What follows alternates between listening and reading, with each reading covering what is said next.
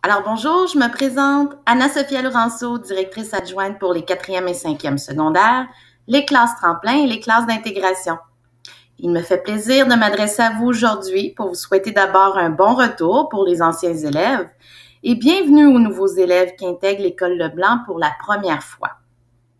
Les circonstances mondiales actuelles ont fait en sorte que votre année scolaire s'est terminée abruptement le 13 mars dernier, affectant votre cheminement scolaire.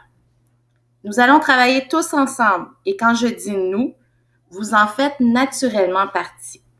Alors, nous allons travailler tous ensemble afin de rectifier le tir et faire en sorte que tout ce que nous vivons en ce moment affecte le moins possible votre réussite et votre bien-être. Bien que la majorité d'entre vous connaissent bien le fonctionnement de l'école, nous allons faire un tour d'horizon du code de vie et surtout vous informer des changements que nous avons dû apporter dans le quotidien afin de permettre à tous les élèves de revenir travailler à partir de l'école et non pas de la maison. Ces informations seront également précieuses pour vos parents, car je rendrai cette présentation disponible sur le site web de l'école afin de les tenir informés. Alors, si vous êtes prêts, nous y allons. Alors, tout d'abord, une présentation de l'équipe. Alors, moi-même, je me suis présentée. Au secrétariat, nous avons présentement Madame Jocelyne Marcelet. Nous avons également notre animatrice de la vie spirituelle et de l'engagement communautaire, que nous appelons communément une AFSEC. Alors, Madame Isabelle Michaud, qui est de retour avec nous. Nous avons également notre conseillère en orientation, Claudette Dion, toujours disponible pour répondre à vos questions, que ce soit au niveau de votre horaire, de vos unités, de la poursuite postsecondaire. Et notre psychoéducatrice, Annie Boyadjan, qui est de retour avec nous aussi cette année. Au niveau des éducatrices, nous avons le plaisir de retrouver à nouveau Madame Nathalie Germain, ainsi que Madame Marilyn Caplette. Alors, pour les nouveaux élèves, j'ai mis leur visage, que vous soyez capable de les repérer dans le pavillon. Ça va être vos aides les plus précieuses. Elles pourront répondre à toutes vos questions et vous aider à vous diriger les premiers jours. Donc, nouveauté cette année. Vous constaterez que les autobus vont faire le tour au complet de l'école par l'extérieur et vous descendre au Boisé. Donc, le premier arrêt au Boisé, les 3e, 4e et 5e secondaires, vous serez invités à descendre à cet endroit-là et à entrer dans l'école par les portes du Boisé. Ensuite, l'autobus poursuivra sa route vers l'Envolée pour faire descendre les élèves plus jeunes. Au niveau des casiers, autre nouveauté, c'est l'école qui fournit les cadenas cette année. Donc, selon le moment de la journée où vous êtes en train de regarder cette vidéo-là, vous vous êtes déjà fait distribuer vos numéros de casier ou ça sera fait sous peu. Alors, pour les casiers de la 3e et 4e secondaire, ça sera situé au Boisé. Pour les 5e secondaires, c'est nouveau cette année, ça sera à l'Agora. Pourquoi à l'Agora? Nous avons décidé qu'en tant qu'élève de la 5e secondaire, vous aviez droit à un endroit privilégié dans l'école. C'est votre dernière année à l'école. Alors, on voulait vous faire un espace, vous aménager un espace plus personnalisé.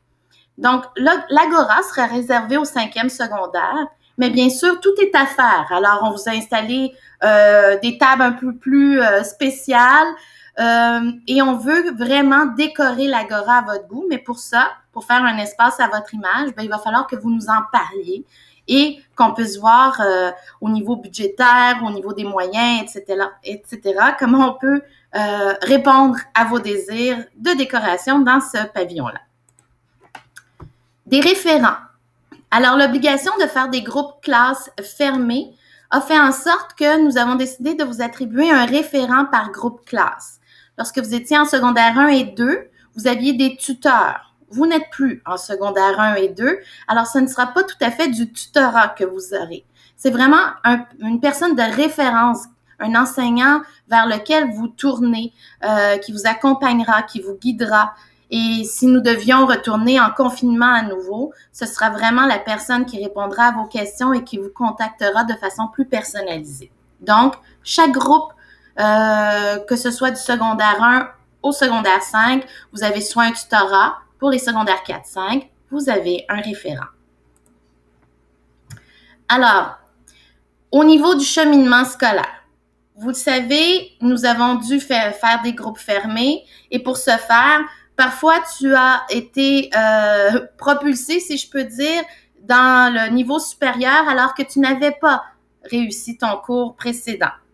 Alors, il va falloir que nous mettions en place des cours de rattrapage, un genre de pont, des travaux ou des évaluations, toutes sortes de formes de reprise afin de te permettre d'aller chercher tes unités manquantes.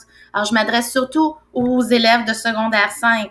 Tu es peut-être rendu en monde contemporain, mais tu n'as pas été chercher tes unités d'histoire de 4 qui sont nécessaires pour obtenir ton DES. Alors, nous allons mettre en place des façons de faire. Nous allons en discuter avec les enseignants. Nous allons travailler fort là-dessus avec des conseillers pédagogiques pour trouver la meilleure façon de faire pour te permettre d'obtenir ces unités-là que tu n'as pas réussi ou que tu n'as pas eu l'occasion de faire pour te permettre à la fin de cette année, si tu es en secondaire 5, de réussir comme les autres à aller chercher ton diplôme d'études secondaires. Alors, l'enseignant de la matière concernée, que ce soit histoire de 4, les arts, éthique, je pense aussi aux mathématiques de 4. Alors, l'enseignant concerné de cette matière-là te tiendra au courant de comment on va procéder pendant l'année. En tout moment, tu peux venir me voir au bureau 1150, c'est là que se trouve mon bureau, ou encore aller voir Madame Claudette Dion, la conseillère en orientation, pour pouvoir poser des questions. Ne te gêne surtout pas, on est là pour ça. Alors, comme je l'ai dit, nous avons des groupes fermés. Alors, qui dit groupe fermé dit aussi une limite au niveau des options et de la marge que nous avons, la marge de manœuvre que nous avons pour pouvoir procéder à des changements dans ton horaire. Tu peux toujours, au moment où tu reçois ton horaire, venir me voir pour poser tes questions ou aller voir Madame Lesage, qui est la directrice générale de l'école. Mais je veux pas te donner de faux espoirs. Il y aura très, très peu ou pas du tout de possibilité de changement. Qui ne tente rien n'a rien, alors prends quand même une chance, viens nous voir. Nous verrons qu'est-ce qu'on peut faire parce que chaque situation, chaque horaire est différent. Alors, au niveau du code de vie, je t'invite à prendre ton agenda et à le décortiquer. Il y a eu quand même peu de changements au niveau du code de vie. Et nous ferons une tournée de classe le 8 septembre pour s'assurer que tu l'as bien lu, que tu l'as signé et que ton parent ou tuteur l'a également signé. Alors, le 8 septembre, s'il te plaît, assure-toi que tout est fait car nous ferons une tournée de classe. Il y a également dans ton agenda l'autorisation de photos, diffusion de l'image à compléter et à signer. Alors, au niveau de l'uniforme, rien de changé non plus.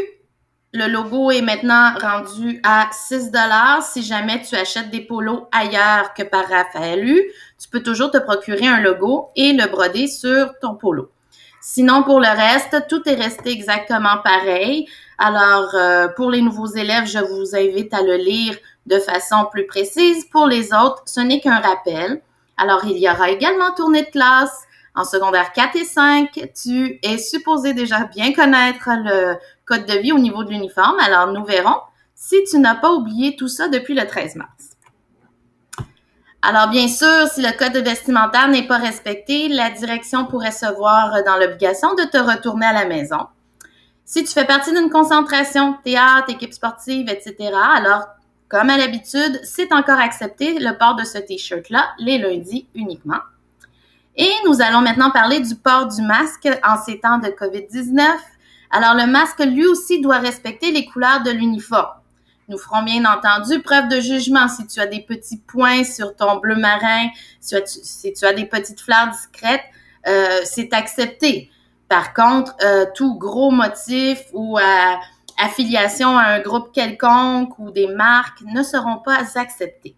Alors, bien sûr, le bleu marin, le noir, le gris, le blanc seront les couleurs qui correspondent à l'uniforme. Au niveau des vestiaires sportifs, à cause de la contamination possible, les casiers ne pourront pas être utilisés.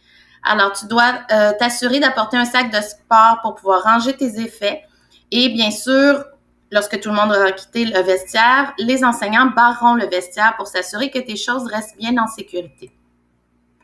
Alors, au niveau du port du masque, il y aura cette affiche-là et des affiches plus grandes, plus décortiquées à travers toute l'école.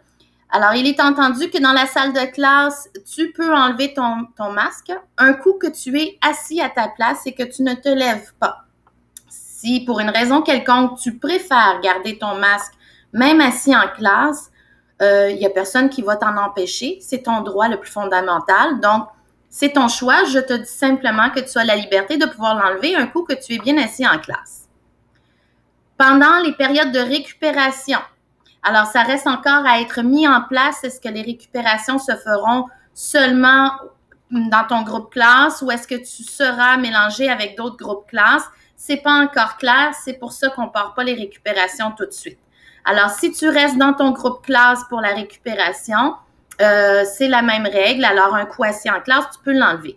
Si tu devais être avec d'autres groupes classe, le port du masque est obligatoire, même si tu es assis en classe. Mais comme je te dis, on va te revenir là-dessus. Il reste encore des zones d'ombre. Alors, il faut qu'on s'assure de bien suivre les règles et les règles ne sont pas encore très bien précisées à ce niveau-là. Donc, on te revient là-dessus. Pour circuler dans les corridors, pour te rendre à la cafétéria, c'est le masque.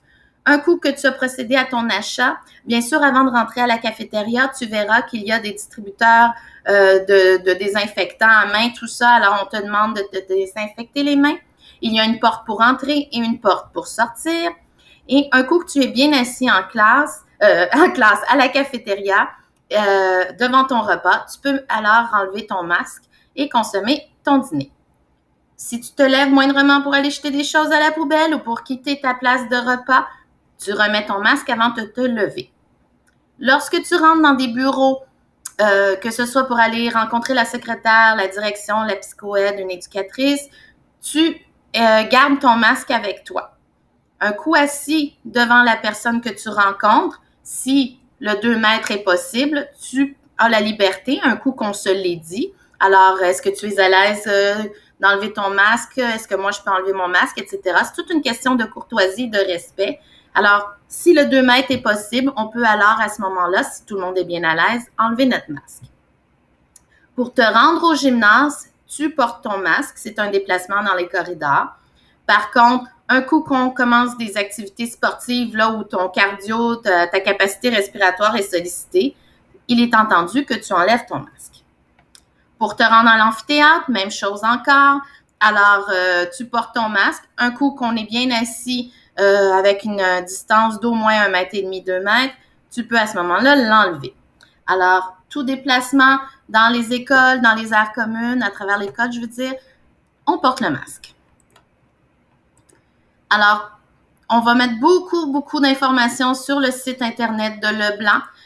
Pour les élèves qui trouvent pas ça trop boomer, il y a encore la page Facebook Leblanc où on met également énormément de liens et d'explications. Donc, tu pourras référer l'adresse à tes parents. Et bien sûr, dans l'agenda, nous continuons à l'utiliser comme un outil de communication également. Et pour les parents, je m'adresse à vous, le portail Mosaïque est également un outil à privilégier au niveau de la communication. Les enseignants l'utiliseront énormément. Donc, le code de vie est basé sur des valeurs que nous nous sommes données à l'école Leblanc. Et comme vous pouvez voir, le respect est tout en haut de la liste. Et le respect entraîne donc la responsabilisation, l'engagement, la sécurité, les habiletés au niveau de la communication et de la socialisation, la ponctualité encore et toujours, et bien sûr, la persévérance. Changement cette année au niveau des appareils électroniques. Avec la dernière annonce du ministre qui limite, pour ne pas dire enlève, les activités parascolaires, que ce soit sur l'heure du midi ou encore après l'école, nous avons décidé de vous permettre les appareils électroniques dans les corridors, dans la cafétéria, dans les aires communes. Pas dans les classes. Un coup que tu es en classe, tu n'as pas le droit d'avoir ton appareil électronique sur toi. Si tu l'as sur toi, assure-toi qu'il est vraiment éteint. Alors, on ne doit pas deviner qu'il est sur toi. Tu comprends?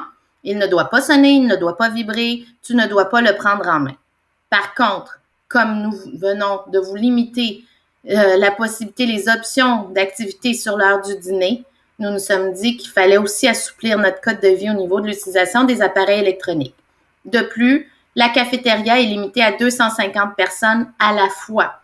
Alors, pour un temps limité, jusqu'à ce que la situation change au niveau des activités du midi, nous t'autorisons ton téléphone, l'utilisation adéquate de ton téléphone dans les corridors, dans les pavillons, à la cafétéria et bien sûr à l'extérieur.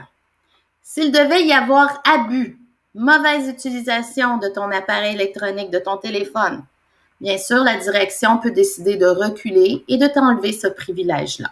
Donc, si tout le monde utilise de façon intelligente son cellulaire, qui sait, ça viendra peut-être à faire démontrer une certaine maturité que nous pourrons peut-être revoir le code de vie à ce niveau-là. Je te dis ça comme ça, utilise-le de façon intelligente et qui sait, ça donnera peut-être des arguments en ta faveur pour que ça soit comme ça toujours. Alors, c'est une expérience que nous tentons. Alors, bien sûr, les comportements entendus, nous te l'avons présenté l'année passée. Les affiches sont là dans l'école aussi, par le comité Agir autrement. Donc, la salutation, la courtoisie lorsque j'arrive en classe, toujours important. Saluer les adultes lorsque tu les croises dans l'école, pourquoi pas. Si on me demande de m'identifier, je le fais immédiatement. Alors, je ne proteste pas en demandant qui est cette personne qui me demande de m'identifier. Je le fais. Si j'accroche quelqu'un, une maladresse, un moment d'inattention, ça arrive à tout le monde. Alors, la moindre des choses, quand j'accroche quelqu'un, c'est tout simplement de m'excuser. J'évite les attroupements. En ces temps de COVID, encore plus qu'à l'habitude. Alors, même si nous sommes très nombreux à l'école, j'essaie de garder une distance avec les autres. Donc, les attroupements, c'est encore quelque chose à éviter encore plus en ces temps-ci. Bien sûr, je libère les escaliers, les corridors. En classe, toujours la même chose. Depuis que tu es tout petit, on te l'a enseigné. Alors, en classe, je lève ma main pour parler. Avant de lever ma main pour parler, je m'assure que c'est pertinent ce que j'ai à dire. Et si j'ai un doute, j'attends à la fin du cours pour en discuter avec l'enseignant. J'attends bien sûr le bon moment pour parler. J'admets mes torts tout simplement. Ça arrive à tous d'avoir une moins bonne journée, de commettre des gaffes. L'important, c'est de l'admettre. Il y a toujours l'adage « faute avouée à moitié pardonnée ». Ça tient encore. Et bien sûr, je me mêle de ce qui me regarde, alors je m'occupe de ce qui me concerne. Et bien sûr, souriez, même derrière votre masque, souriez jusqu'aux yeux, c'est la rentrée. Et nous, on est vraiment heureux de te revoir parce que on n'a pas décidé qu'on voulait travailler dans une école pour travailler de la maison ou derrière un écran. Alors oui, il va y avoir des défis. Oui, ça sera pas facile, mais si tout le monde sourit derrière son masque jusqu'aux yeux, ben ça va être beaucoup plus facile. Alors, bienvenue à l'École Leblanc, bon retour et bonne année scolaire.